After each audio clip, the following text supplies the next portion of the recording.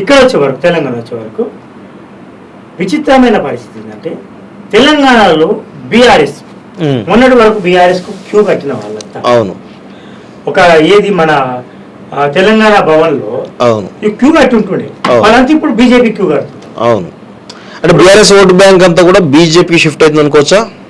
BRS ఓట్లో ఎక్కువ భాగం BJP shift అవుతుంది. నేను చెప్తాను ఒకటి. చేవేలా ఉంది. అవును. రంజిత్ రెడ్డి ఖరారు అయిపోయాడు టికెట్. ఓకే. ఇవాళ నలుగురు ప్రకటించింది. అవును. ఐదో వ్యక్తి ఫస్ట్ వ్యక్తి రంజిత్ రెడ్డి. అవును. రామా నాగేశ్వరరావు నుంచి మొదలుకొని కవిత కావచ్చు, లేకపోతే గోపాలేశ్వర్ కావచ్చు, నాలుగో క్యాండిడేట్ ఇంకా వినోద్ కుమార్ కరీంనగర్ లో ఖరారు అయిపోయారు. చేవేలా రంజిత్ రెడ్డి కావడం. అవును.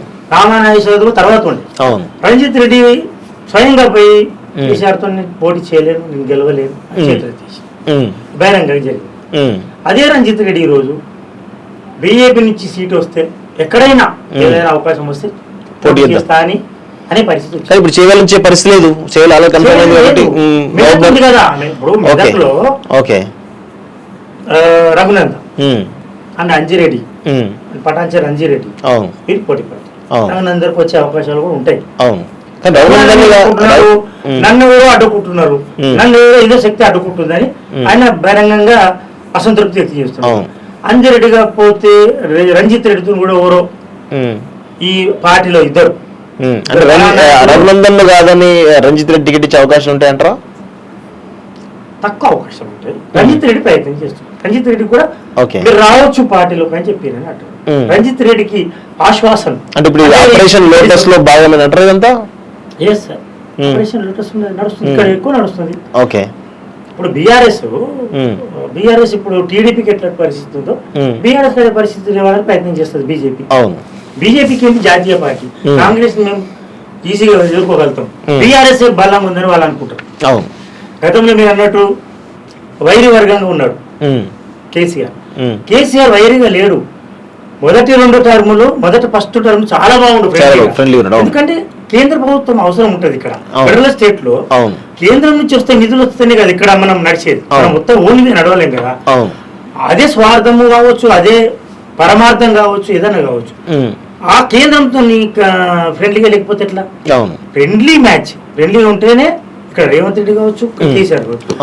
ఉన్న జాతీయ స్థాయిలో పార్టీ పెట్టినప్పుడు జాతీయ స్థాయిలో మోడీ ప్రభావం తగ్గుతుంది అని ఒక సేమ్ గతంలో ఎట్లా తప్పుడు అంచనా కావచ్చు, చంద్రబాబు నాయుడు ఎట్లా తప్పు అంచనా వేసిండో తక్కువ అంచనా వేసి కేసీఆర్ కొంత దెబ్బతిన్నాడు. నిజానికి ఎటువంటిది రావచ్చు మళ్ళీ కూడా ఎన్ని రోజులు ఇది ఈయన ప్రభావం నడుస్తుంది, ప్రభావం తగ్గిపోతుంది కదా ప్రభావం. కానీ అది విచిత్రంగా పెరుగుతుంది. మోడీ పెరగడం అంటే జాతీయ స్థాయిలో ఆయన ఏదో జాతి కోసమే ప్రయత్నం చేస్తున్నాడు. అయితే మొత్తం హిందూ మతం మళ్ళీ తిరిగి తీసుకురావడం, పూర్వ తీసుకురావడం జాతీయ స్థాయిలో ఇంత అంతర్జాతీయ స్థాయిలో జాతీయ ప్రయోజనాల కోసం ఎటువంటి స్టప్ ఉంటున్నాడు, స్ట్రాంగ్ గా నిలబడుతున్నాడు, కుటుంబం కోసం కాదు. ఏదో ఒక రకమైన భావన వచ్చింది. వ్యతిరేకించే వాళ్ళు చాలా మంది ఉన్నారు. వ్యతిరేకించే వాళ్ళు తక్కువ అయిపోయారు, అనుకూలించే వాళ్ళు ఎక్కువ, కుడివైపు మాట్లాడే వాళ్ళు ఎక్కువ అయిపోయారు.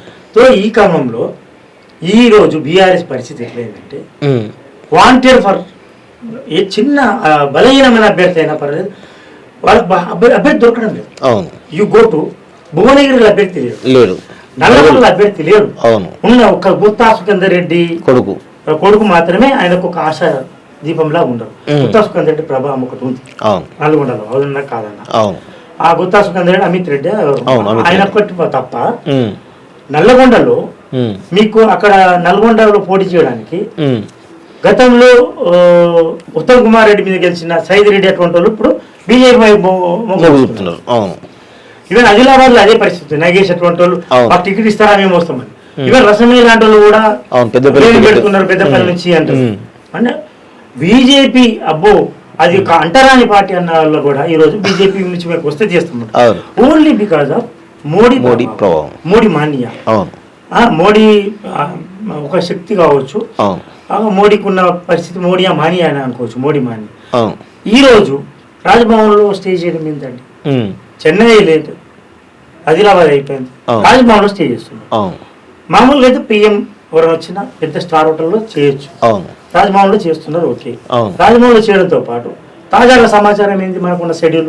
అవును. మహంకాళి సికింద్రాబాద్ మహంకాళి అంటే ఉజ్జయిని టెంపుల్ లో మనం కొలుస్తాం. అవును. అక్కడికి పోయి పూజలు చేస్తారు అంటున్నారు. ఇప్పుడు మనకు తాజా సమాచారం. అది దాని ఎఫెక్ట్ ఉంటుంది సికింద్రాబాద్ నియోజకవర్గం మీద. అవును. తమిళనాడులోనే ఆయన ఎక్కడెక్కడ రాముడు పాదం మోపిండు, అక్కడ పోయి తమిళనాడులో మొత్తం ఒక సెంటిమెంట్ రాగించాడు. అవును. దేశవ్యాప్తంగా సెంటిమెంట్ రాగించాడు. అవును. ఏమన్నా ఎక్కడ చూసినా మనం ఆ సెంటిమెంట్ యాంటిమెంట్ అనేది బాగా తెలిసిన వ్యక్తి. అవును. రేపు సికింద్రాబాద్ మీద ప్రభావం అంటే సికింద్రాబాద్ పర్యటించినట్టు, ఇటు ఆదిలాబాదు, ఇటు సికింద్రాబాదు, ఇటు మెదక్, అటు జహీరాబాద్, నిజామాబాద్. సో ఇటువంటిది ఇప్పుడు కరీంనగర్, నిజామాబాద్ ఇక్కడ ప్రభావం ఉన్నది, ఎట్లాగో ఉన్నది. మనకున్న అంచనాల ప్రకారం బాగానే ఉంది పార్టీ. మీకు ఇప్పటి వరకు ఒక అంచనా లేదు. నిజామాబాద్ లో ఎవరు అభ్యర్థి? ఆశ్చర్యమైన విషయం, బీఆర్ఎస్ కవితను కవిత పోటీ చేసే పరిస్థితి లేదు.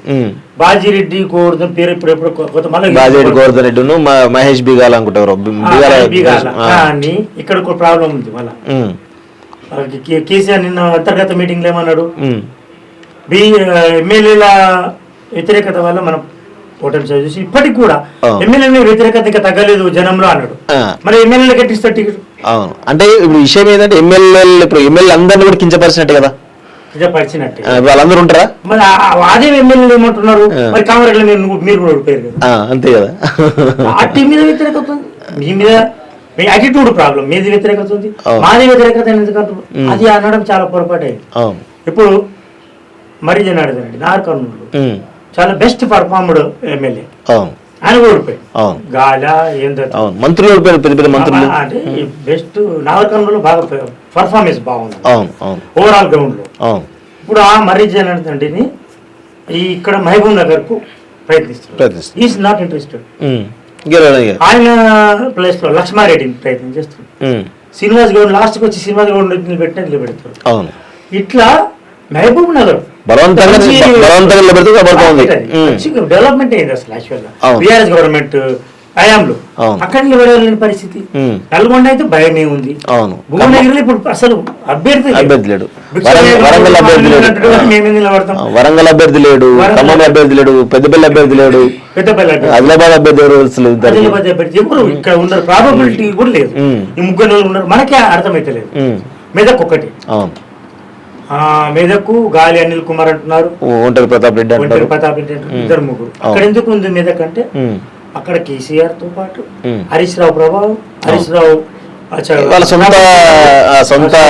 బాగా పనిచేస్తాడు, గెలిపించుకోగలుగుతాడు.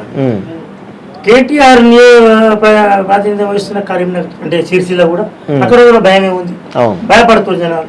వినోద్ కుమార్ అంత కాన్ఫిడెన్స్ కనబడుతుంది. బీఆర్ఎస్ నుంచి బీఆర్ఎస్ వాంటెడ్ మాకు అభ్యర్థులు కావాలని. ఈవెన్ చేవేళ్ళలో ఎంత పరిస్థితి చూడండి, కార్తిక్ రెడ్డికి మరి ప్రతిపాదన వచ్చింది, ఈజ్ నాట్ ఇంట్రెస్టెడ్. మల్కాజ్గిరి అడుగుతుంది. మన సమాచారం అది, మనం నిర్ధారణ కాని సమాచారం, వచ్చిన సమాచారం చెప్తున్నాం మనం. అక్కడ టికెట్ ఇవ్వడానికి వీళ్ళేంది కాసాని జ్ఞానేశ్వర్, కాసాని జ్ఞానేశ్వర్ కాబట్టి కాసాని వీరేశం ఆయన కొడుకుకి ఎక్కడ అప్పట్లో ఎమ్మెల్యే టికెట్ కోసం ప్రయత్నం చేశారు. ఆయన ఇప్పుడు ఊస్తుంది, ఆయన ఇప్పుడు చేయాలి పెడతా అంటున్నారు. ఎవరు లేని పక్షంలో ఆయన పెడతా అంటున్నారు.